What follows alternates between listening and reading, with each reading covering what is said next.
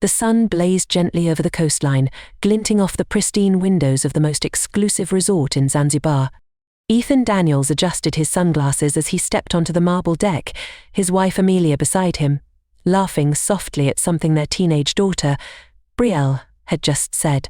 Their youngest, Noah, tugged playfully at his father's hand, excited to explore the luxury pools he'd seen in the brochure. To the staff and guests nearby, they looked like any wealthy family enjoying a well-earned vacation. What no one could guess was just how much power and influence Ethan held behind that quiet, unassuming smile. He wasn't just rich, he was connected in ways the world rarely saw, and he preferred to keep it that way. This was meant to be a private escape, far from boardrooms, headlines, or flashing cameras. As the family moved toward the restaurant for their breakfast reservation, a sharp voice crackled behind them. 3 uniformed resort security guards, 2 men and 1 woman, marched toward them, faces tight with suspicion. Guests nearby paused, whispering. One of the officers pointed directly at Ethan. "Excuse me, sir, we've had a complaint." "You need to come with us." Ethan turned slowly, shielding Noah slightly behind him, his expression unreadable. Amelia's smile faded. Brielle stepped closer to her father. "What complaint?" Ethan asked calmly, but his voice carried weight. The lead officer glanced him over, unimpressed. "We were told someone's been sneaking around private guest suits. You match the description." Ethan blinked once. The air shifted. The vacation had just taken a sharp, unexpected turn, and these guards had no idea what storm they'd just walked into. Ethan's face remained calm, but there was a subtle shift in his posture. Years of navigating billion-dollar negotiations had taught him one thing: control the room without raising your voice. He straightened slightly and stepped forward, shielding his family as if by instinct. "Are you detaining me in front of my children over an anonymous complaint?" he asked, voice even. The younger of the 2 male guards scoffed. "We're asking you to come with us to clarify a few things. Resort security protocol." Ethan looked around. Guests were staring now, phones subtly raised, whispers already spreading like wildfire. Amelia reached for her phone instinctively, but he gave her a slight shake of the head. Brielle's eyes were wide with disbelief. "Dad, what's happening?" she whispered. Ethan's jaw clenched as he turned back to the guards.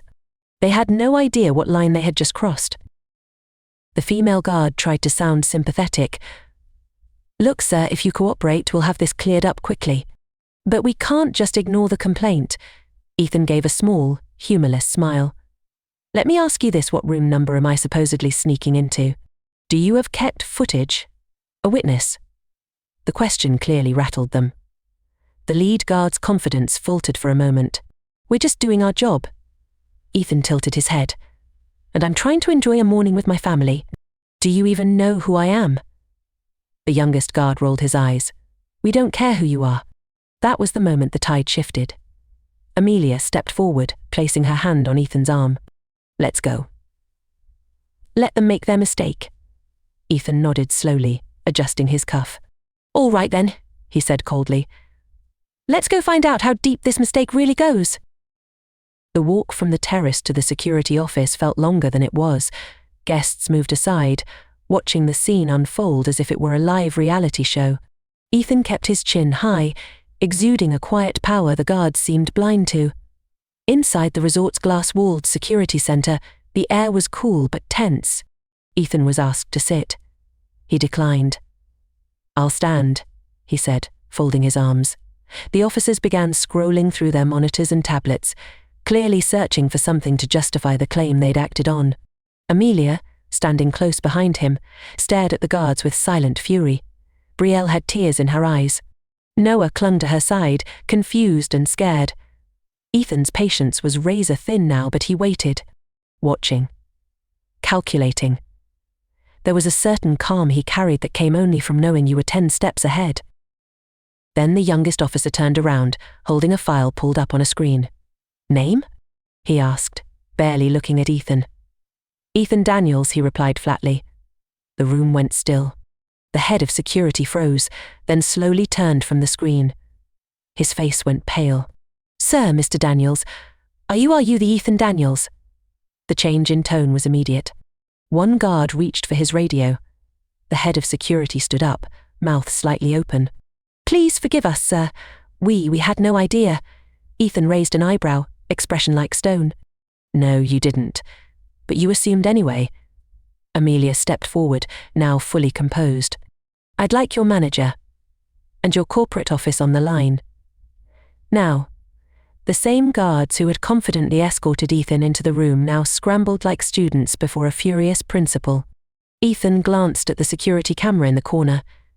"You just recorded the biggest mistake of your careers." Within minutes, the head of security's phone rang. The manager of the entire resort, a tall woman in her 50s with silver-streaked hair and a strained smile, burst into the room. Her eyes darted between Ethan and the guards, sensing immediately that something had gone terribly wrong. "Mr. Daniels," she said breathlessly, extending a hand. "I'm so sorry. I was just informed of what's happened." "Please, this was a terrible misunderstanding." Ethan didn't take her hand. Instead, he gave her the same measured look he had given countless CEOs right before stripping them of their titles. "You allowed your team to act on vague descriptions with no evidence. That's not a misunderstanding. That's profiling. And now it's public." Outside the glass office, guests were still gathered, whispering, pointing, speculating. Phones had definitely captured it. The story was already spreading like wildfire. The manager turned to the guards, her voice now low and scathing. "Do you realize who this man is?" The guards shifted uncomfortably. One stammered, "We didn't know." She cut him off. "He's not just a guest. Mr. Daniels sits on the board of the global investment group that owns this resort and half of the ones you dream of visiting. If he makes a single phone call, your names will be erased from this industry." Silence fell. Even Brielle, despite her shaken state, raised her eyebrows. Ethan finally spoke again, his voice sharp as glass. "This resort prides itself on discretion and respect, but when someone like me walks in with melanin, you lose both." The manager nodded quickly. "Please let us make this right." Ethan glanced at Amelia, then his kids, before replying with chilling finality, "Oh, you will, but not in the way you think." The resort manager led Ethan and his family out of the security room with apologetic murmurs, offering immediate upgrades, private dining experiences, and a full refund for the week. But the damage had already been done. Noah clung to his mother, sensing the tension. Brielle, who had always admired her father's grace under pressure, watched him with new eyes. He was still silent as they walked back to their suite, his jaw tight, every step measured. Amelia gently touched his arm. "You're being calm, but I know that look," she whispered. Ethan gave her a sidelong glance. "They thought they could humiliate us. At my resort." Her eyes widened. "You own this one too?" He nodded. "Through 3 shell companies. I bought controlling interest last year, but I kept it off public records for privacy." Amelia almost laughed, but her anger kept it contained.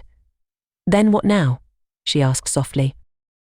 Ethan didn't answer until they reached their suite.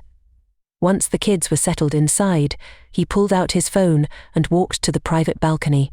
The ocean shimmered in the distance, unaware of the storm gathering behind his eyes. He dialed a number. "Connect me to Harrison Liu. Tell him it's urgent," he said to the assistant who picked up. A moment later, a deep voice answered. "Ethan? Everything all right?" Ethan's tone was calm but deliberate. "I need every manager at Ocean Pearl Group briefed. One of our flagship resorts just humiliated my family in front of dozens of witnesses. I want a full investigation. Internal and public." Harrison didn't hesitate. "Understood. Damage control." Ethan stared at the horizon. "Let them try. But this isn't just about an apology. It's about sending a message. You don't embarrass my family and walk away smiling." The resort's atmosphere had changed. By midday, word had spread through every luxury cabana and poolside bar. Whispers trailed behind Ethan and his family wherever they went. Guests who had once ignored them now offered polite smiles, eager nods, or embarrassed glances. The Daniels name, once invisible in the comfort of anonymity, had surfaced like a tidal wave. But Ethan remained composed. He wasn't after revenge, he was after accountability. When the general manager of the entire East African branch arrived by helicopter later that afternoon, it confirmed the resort's panic. He personally greeted Ethan on the garden terrace, apologizing profusely. "Mr. Daniels, We are prepared to offer lifetime platinum access to any of our global properties." Along with a formal press release, Ethan held up a hand. "I'm not here for favors. I'm here to set a precedent." The manager hesitated. "What exactly would you like us to do?" Ethan's expression never changed. "Fire all 3 guards. Retrain your entire security protocol, and issue a public statement, not just to cover your brand, but to confront what really happened here." He paused, then added, "And I want it in every luxury travel publication within 48 hours. The manager looked stunned. That could draw unwanted attention to the incident. Ethan leaned forward slightly. "That's the point. Maybe the next time you're about to humiliate a guest based on skin, you'll hesitate. Maybe you'll remember my name." The manager nodded quickly. "Understood, sir." Amelia, watching from the side, folded her arms. She wasn't surprised. She'd seen this side of her husband before, the one who didn't shout, but still made the ground shake. Behind them, Brielle opened her phone, typing furiously. Her caption: "They tried to arrest my dad for being black at a resort we basically own. Guess who's trending now?" By the next morning, the video had gone viral. Someone had captured the exact moment the guards approached Ethan, followed by the stunned look on their faces when they realized who he was. The clip had been shared on multiple platforms with captions like "Wrong man, wrong resort, and they tried to arrest a billionaire" on his own property. News outlets picked it up. Bloggers were already analyzing the incident. Ethan's name, usually only known in elite investment circles, now trended globally alongside hashtags like Vacation While Black and Resort Reckoning. Inside the suite, Brielle scrolled through her feed with wide eyes. "Dad, you're literally everywhere." Ethan looked up from his tablet unbothered. Let them talk. But even as he spoke calmly, he knew the narrative had shifted beyond his control. This wasn't just about one family anymore. It was now a spotlight on every quiet injustice that had been swept under luxury carpets. The resort scrambled to respond. Within hours, they released a carefully worded apology, announcing the suspension of the involved staff, a full investigation, and a commitment to racial sensitivity training. But it wasn't enough. Influencers were weighing in. Former employees started coming forward with their own stories of bias and mistreatment at the same chain. Amelia, ever poised, sat at the edge of the bed reading emails from travel editors begging for interviews. "Should we speak out publicly?" she asked Ethan. He shook his head slowly. "Not yet. Let them expose themselves first. Then we'll talk." He turned to Brielle.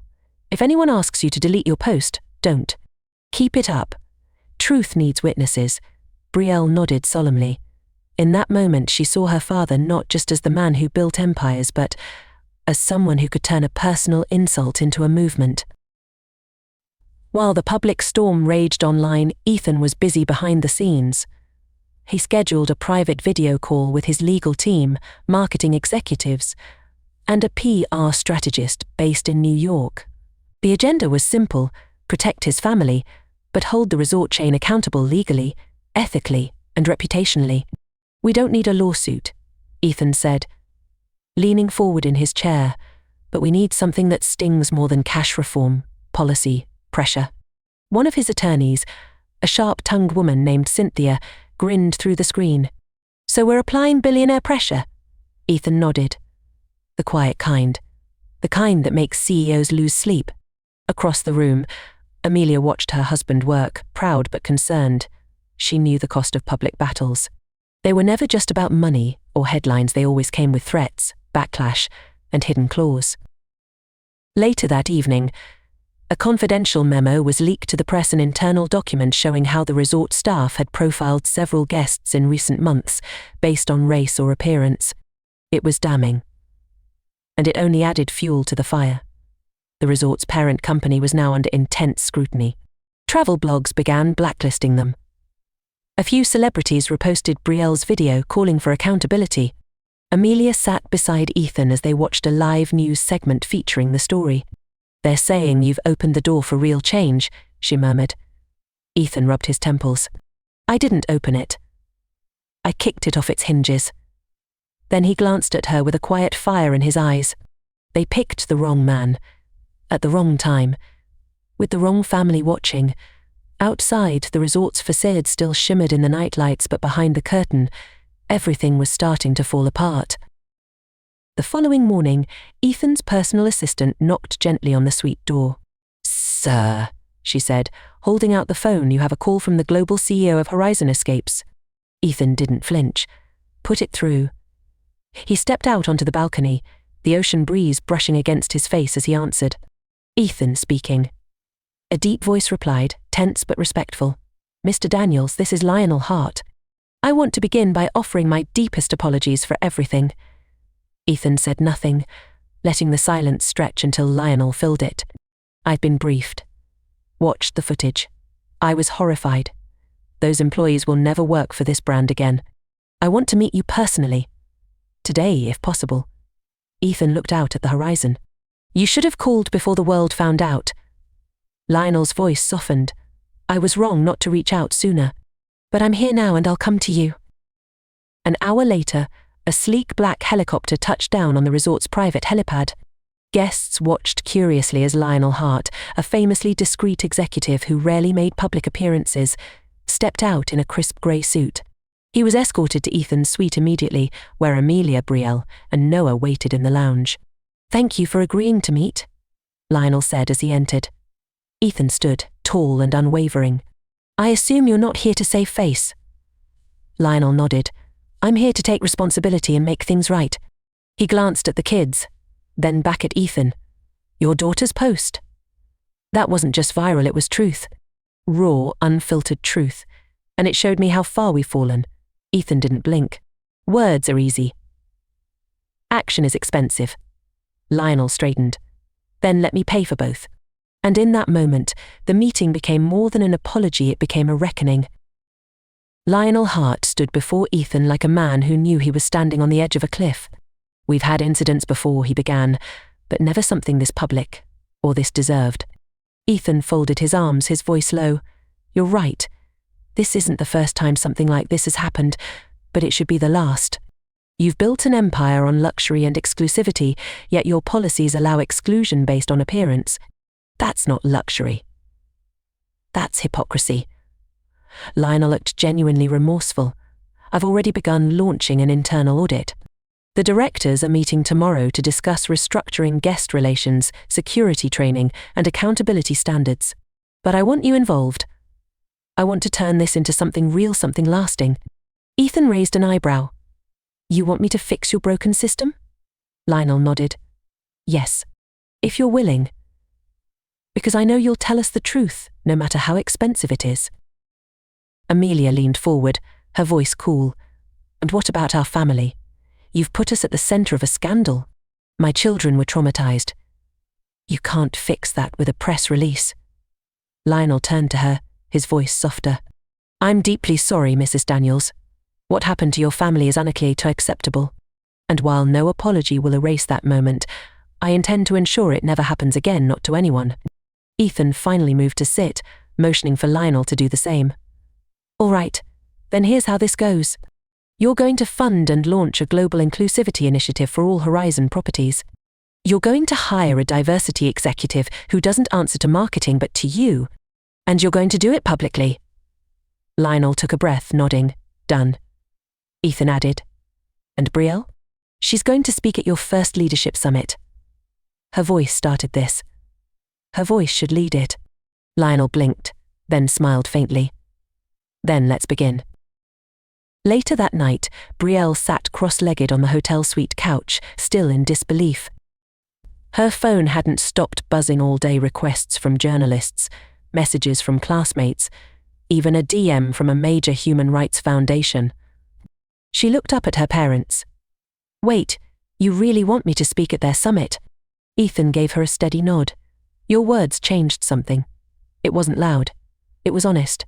That's what leaders listen to." Brielle hesitated. "But I'm not even out of high school." Amelia smiled softly. "And yet, you taught the world something grown executives are still learning."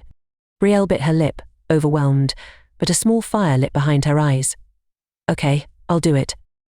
But I want to tell the truth, not a polished speech. I want them to hear what it felt like to be looked at like I didn't belong."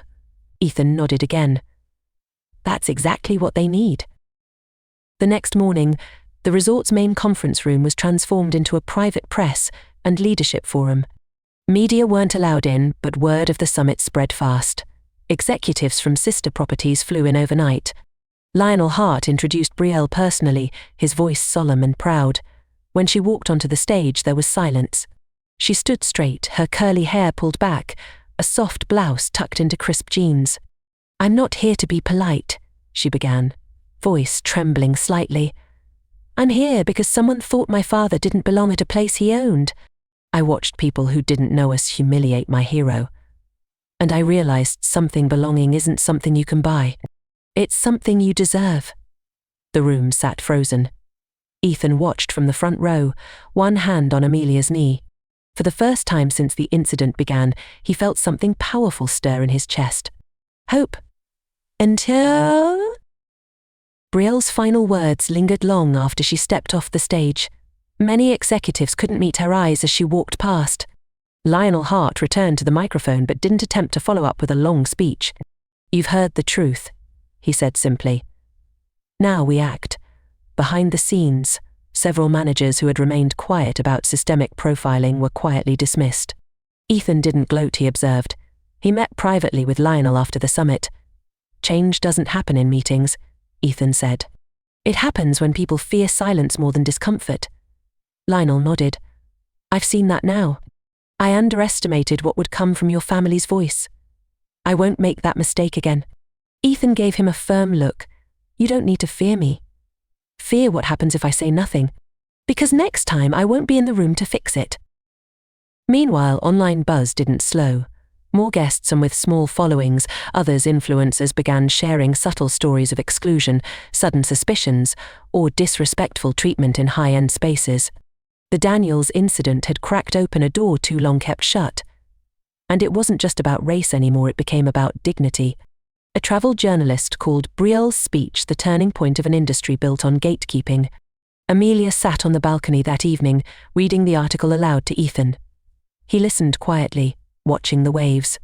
"You realize this is only the beginning," she said gently. "You've started something you can't control now." Ethan nodded slowly. Good. It was never about control. It was about forcing the world to look in the mirror. Below them, the resort sparkled under string lights and soft music, but Ethan saw past the beauty. He saw the cracks. And for the first time in years, he felt peace knowing he helped reveal them. Days later, the Daniels family checked out of the resort, not with bitterness but with purpose. A convoy of luxury cars had been arranged, complete with a personal security escort, but Ethan declined the spectacle. "We walked in like any family," he said. "We'll walk out like one too." As they made their way through the grand lobby, staff stood in two silent lines, every manager present, every guard who remained bowing their heads. But Ethan didn't acknowledge the display. Instead, he gently took Noah's hand, Betrayal by his side, Amelia at his other. They left quietly, leaving behind more than just a story. They'd left a legacy. Within hours, they arrived at a private villa outside the city, where peace returned if only for a moment, until the emails began pouring in again. From Harvard, from the Atlantic, from Ted. One email, however, caught Ethan's attention. It wasn't flashy, just a subject line that read, "Let's talk World Economic Inclusion Forum." He opened it slowly. The email wasn't a request, it was an invitation to keynote their next summit. The irony wasn't lost on him. The same world that once made space for only a few now wanted his voice to fill the room. Amelia walked in, towel in hand, fresh from a swim. "Something big?" she asked. Ethan held up his phone. "Very. They want me to speak. They're calling it a new global era." Amelia chuckled lightly. "Because someone tried to arrest you for existing in your own resort?" Ethan shook his head. "No. Because they realized silence costs more than the truth." He looked out at the horizon again, the sea always a metaphor in his mind. Calm above, power underneath. That was what he had become, a quiet storm that no one saw coming, but no one would forget. As the dust settled, Ethan began hearing from people who hadn't spoken up when it mattered, former colleagues, long-time acquaintances, even guests who had been present during the incident but had remained quiet. Some sent apologetic messages. Others praised his poise. But Ethan wasn't easily moved. He'd learned long ago that silence during injustice was just another form of consent. "I saw what happened. I should have stepped in," one message read. Another said, "I didn't want to get involved, but I support you now." Ethan scrolled through them. Unreadable. He knew these messages weren't about justice. They were about guilt, and guilt rarely moved mountains, it only softened the ego. He replied to none of them. Instead, he sent a single post from his private social page. "If your courage needs a crowd to grow, it's not courage, it's convenience." The post spread just as fast as Brielle's video once had. Back at the villa, Ethan gathered the family for dinner on the terrace. "I've been offered more interviews, panels and speeches in the last 48 hours than in the past 5 years combined," he said. Brielle raised an eyebrow. "And are you going to take them?" Ethan looked at her, proud. "Some, but not because I want attention, because I want the system to feel watched. Always." Amelia placed her hand on his. "That means more time in the spotlight than you're used to." He nodded slowly. "Then I'll learn to stand in it." Across the city, the resort that once ignored his presence now displayed a new slogan: "Luxury for every life." It was a start, but Ethan knew it would take more than a slogan to change an industry. It would take voices. It would take truth. And it would take relentless visibility. A week later, Ethan sat in his Lagos office, high above the city skyline, in a room built for silence and strategy. On the desk before him were outlines for a new initiative, a luxury equity fund, aimed at supporting minority-owned travel ventures across Africa and beyond. The plan wasn't about revenge, it was about redirection. Power, Ethan believed, shouldn't be hoarded. It should be wielded carefully, placed where it could right long-standing wrongs. As he reviewed the pitch deck, Lionel Hart's name flashed on his caller ID. Ethan answered, cool and concise. "Yes." Lionel's voice came through, uncertain.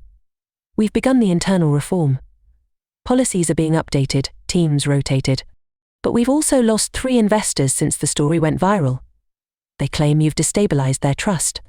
Ethan leaned back, gaze unfazed. "Good. They weren't the kind of investors you needed anyway."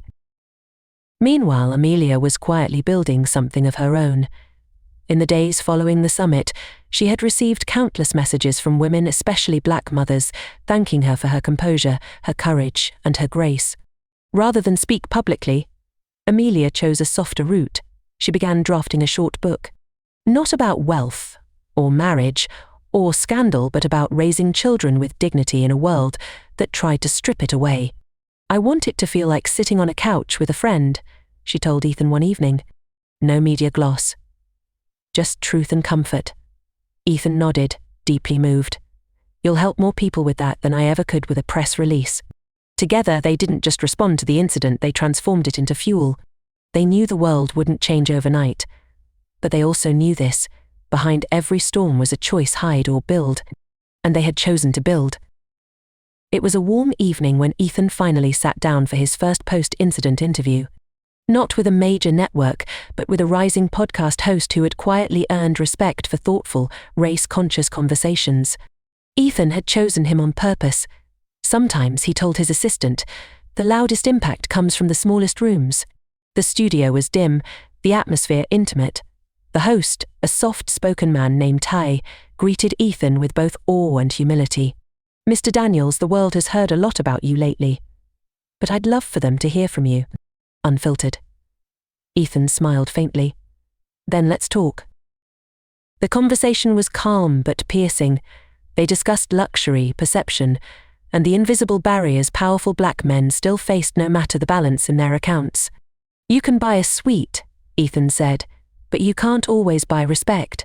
And sometimes the people who fear your presence the most are the ones trained to protect it." Tay leaned in. "And what do you say to those who say this story blew up only because you're rich?" Ethan's voice didn't flinch. "They're right. I had the platform to fight back, but I'm using it for those who don't. The man who gets pulled aside without a camera. The family who gets turned away without a headline.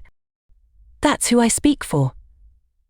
The episode was released 2 days later, and within hours, it became the podcast's most downloaded interview ever. Quiet wealth had spoken, and people were finally listening. In the days following the podcast's release, something unexpected began to happen.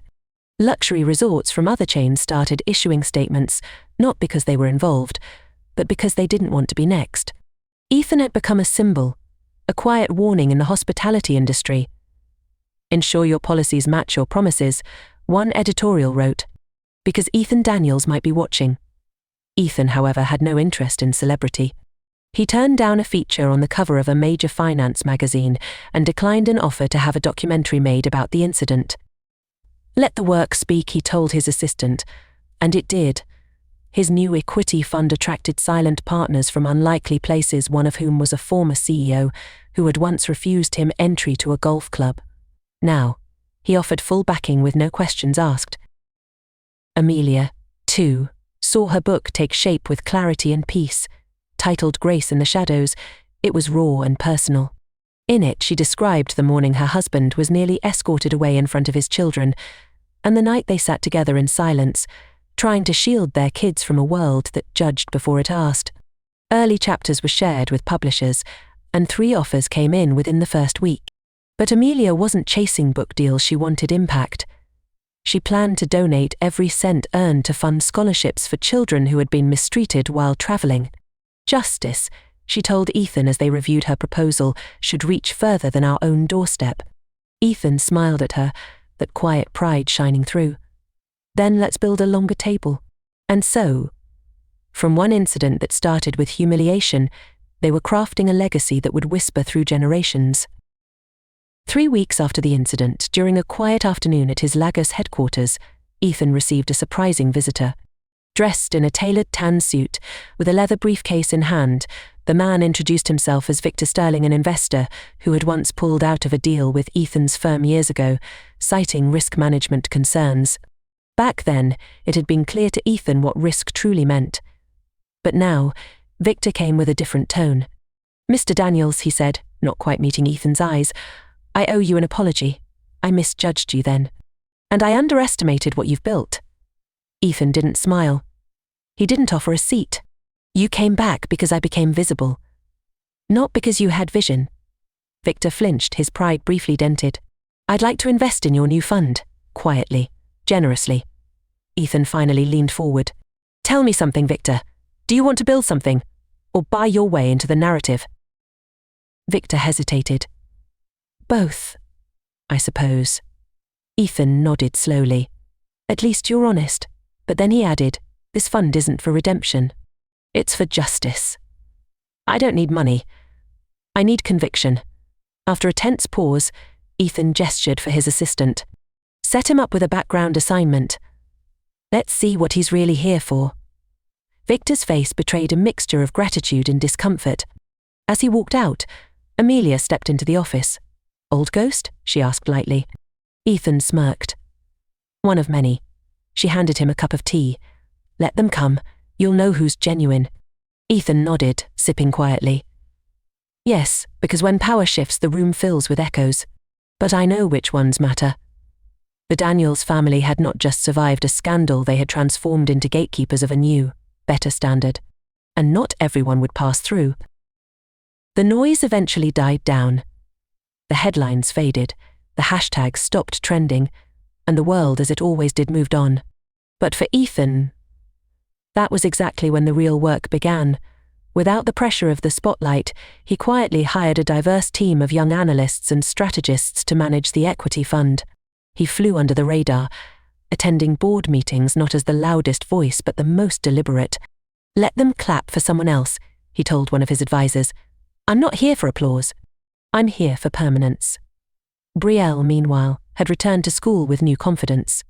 Teachers invited her to speak at assemblies. Her peers viewed her differently, not because she was the daughter of a billionaire, but because she had stood up and spoken the truth when it mattered. She no longer lived in her father's shadow. She had cast her own. Amelia's book reached final edits and was already being quoted online in parenting forums and quiet faith-based groups. She was receiving letters from women across the continent, mothers who finally felt seen. "You reminded me that strength doesn't always look like fists," one message read. "Sometimes it looks like silence that refuses to break." At home, things were simpler again. Noah played with his toys without asking why those men had tried to take his dad. And Ethan. He still walked into rooms where people underestimated him. But now, those rooms were a little quieter, a little more careful. Because the truth was no longer just his to carry. It had become part of a quiet revolution that began not in protest, but in posture. Not in fury, but in dignity. And Ethan Daniels had learned something powerful: when the world stops clapping, the builders are the ones who remain. 6 months later, Ethan received an invitation he never expected. The Horizon Escapes Board had unanimously voted to rename their Zanzibar flagship property, the Daniels Retreat. Lionel Hart had written it himself, humbly requesting Ethan's blessing to make it official. "It's more than a name," the letter read. "It's a reminder to every guest and staff member that presence is not privilege, it's a right." Ethan read it twice, then handed the letter to Amelia. "Would you accept it?" she asked. Ethan thought for a long moment. Only if they mean it. A week later, the family returned not as guests, but as honored founders. This time there was no security waiting at the gates. No suspicious glances. Just respect. Quiet, earned, and lasting. At the unveiling ceremony, Ethan kept his speech short. "This isn't about a man," he told the crowd. "It's about a message. That no one should be questioned for simply being where they belong." Brielle stood beside him, holding the plaque. Noah waved to a small group of children invited to tour the resort for free as part of the new community program launched in Ethan's name. Amelia held back tears as she watched. It wasn't just about redemption. It was about rewriting the rules. That evening, after the guests had gone, the family stood alone on the balcony overlooking the ocean. The waves whispered beneath them, steady and sure. "We didn't plan this legacy," Ethan said softly. "But maybe it was waiting for us." Amelia nodded. "Or maybe we were born to carry it." And with that, the Daniels Retreat became more than a name etched in gold. It became a living testimony of what happens when dignity meets destiny. In the months following the renaming of the resort, the Daniels Retreat became a symbol of something larger than luxury. Travel blogs featured it not for its 5-star amenities, but for the bold message etched beneath its new logo: where dignity meets destination. Guests from around the world booked, not just to vacation but to witness what transformation looked like. Ethan quietly monitored the growth from afar. Bookings had doubled. Employee satisfaction reports rose sharply. A new standard had been set and competitors began to imitate. But Ethan didn't mind. "Let them copy the model," he told Lionel Hart during a private video call. "If they borrow the values with it, we all win." But it wasn't just the resort that changed. Internally, the hospitality industry had begun re-evaluating long-ignored systems, hiring practices, guest flagging policies, even the tone of their staff training. Ethan had triggered a reckoning they hadn't seen coming. Meanwhile, his equity fund launched its first 3 projects: a Black-owned safari experience in Kenya, a coastal retreat in Ghana, and a cultural heritage resort in Senegal. Each location had one thing in common: a local staff trained not just to serve but to see their guests as equals. No more quiet profiling. No more whispering security walkie-talkies. Just excellence with integrity. Ethan sat at the head of each board, rarely photographed, always respected. He didn't want fame. He wanted friction, the kind that reshaped industries from the inside out. And now one name was doing that quietly around the world: Daniels. Not as a brand, but as a blueprint. Brielle walked through the resort lobby months later, this time wearing a name badge not as a guest, but as a summer intern. She had asked for it herself. "If we're changing the industry," she'd told her parents, "I want to understand it from the ground up." Ethan had smiled proudly and made a single call. Now, she rotated through every department from front desk to housekeeping, learning how things truly worked, and where things still needed work. Guests often recognized her. Some even asked for selfies. But she never mentioned who she was. She wanted to earn every lesson the hard way. After one difficult shift dealing with an irate guest, she returned to her suite and sat quietly beside Ethan. "People see the luxury," she said, "but not the labor. Not the pressure to be perfect without being seen." Ethan nodded. "Now you understand why change matters most behind the curtains." Meanwhile, Amelia's book became a quiet bestseller in faith and family circles. Grace in the Shadows was read at book clubs, women's conferences, and even translated into Swahili. But Amelia stayed grounded. She rejected speaking tours, preferring to host small community discussions over tea and truth. Her impact wasn't loud, but it was lasting. One day, a woman approached her in a market with tears in her eyes. "Your words helped me forgive myself," she whispered. That was enough. Back at home, Noah began drawing pictures of hotels and airplanes, telling everyone he wanted to be a hospitality hero like his dad. Ethan chuckled when he heard that. "Then I better not let you down," he said. The Daniels family wasn't chasing legacy anymore. They were living it. One choice at a time, one unseen gesture at a time, and in every room they entered, the air shifted because people knew who they were and what they stood for. Ethan received a handwritten letter rare in his world. It came from a young black hotel manager in South Africa who had watched the resort incident unfold online. "I stayed silent for years when my staff were mistreated by guests," the letter read. "But because of you, I no longer feel powerless.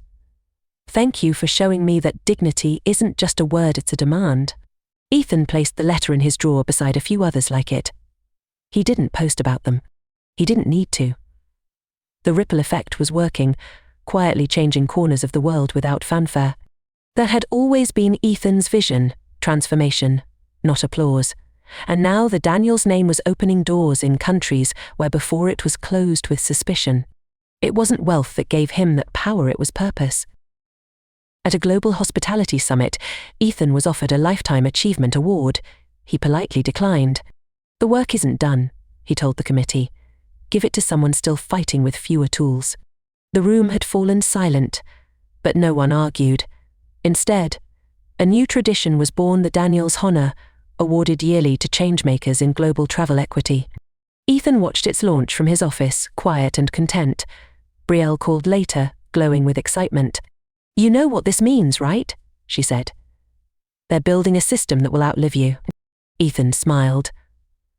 "Good. That's the only kind worth building." From humble origins to global boardrooms, he had never chased legacy.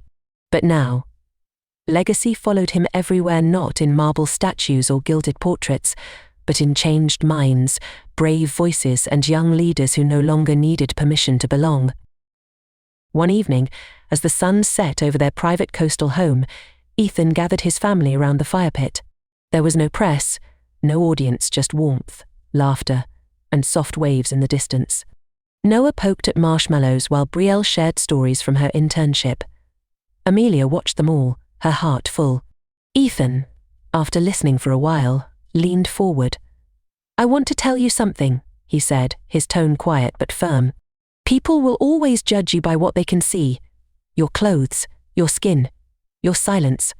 But the real measure of power isn't in what you show, it's in what you withhold." Brielle leaned in. "Like what?" He looked at her. "Like the right to shame, or the urge to gloat, or the desire to fight every battle. Sometimes dignity is walking away when they expect you to burn the place down." Amelia reached for his hand, and sometimes, she added softly, dignity is staying long enough to rebuild it instead. Ethan smiled, the firelight dancing in his eyes. "Exactly." They sat in silence for a while, the kind that only came from hard-earned peace. Brielle finally broke it. "So what do we do now?" Ethan looked up at the stars. "We keep showing up. We keep standing tall. And we never forget who we are even when they try to." Noah warned, curling into his mother's arms. The night had grown cooler, but the warmth in their circle was enough. The Daniels family had walked through fire and came out shining. Not because they shouted, but because they stood. And now, the world knew that when a storm rises, sometimes the calmest voice carries the loudest truth. A year to the day after the incident, Ethan returned to the Daniels retreat, not as a guest, not as a symbol, but simply as a father. He brought his family to spend a quiet weekend together. There were no cameras this time, no security escorts, just familiar faces who now greeted him not with surprise, but with genuine respect. The walls of the resort's newly built community center bore a mural of Brielle's words, Belonging isn't something you buy. It's something you deserve. Ethan stood in front of it with a quiet smile. The quote had outlived the incident. It had become a standard. At sunset, the resort hosted a small, private dinner on the rooftop. No speeches, just celebration. Lionel Hart joined them briefly, placing a small box in front of Ethan. "A final thank you," he said. Inside was a gold-plated key, engraved with the words, "For every door you helped open." Ethan said nothing at first. Then he simply nodded and passed the box to Brielle. "You hold it now," he said. "You're the future." Brielle's eyes welled, but she held her head high. Amelia watched them both, tears quietly slipping down her cheek. In that moment, it was clear. This wasn't just a story about injustice or power or race. It was about what happens when one family decides enough is enough, and then builds something better in its place. If you enjoyed this story, don't forget to like, share, and subscribe for more powerful billionaire twists every week.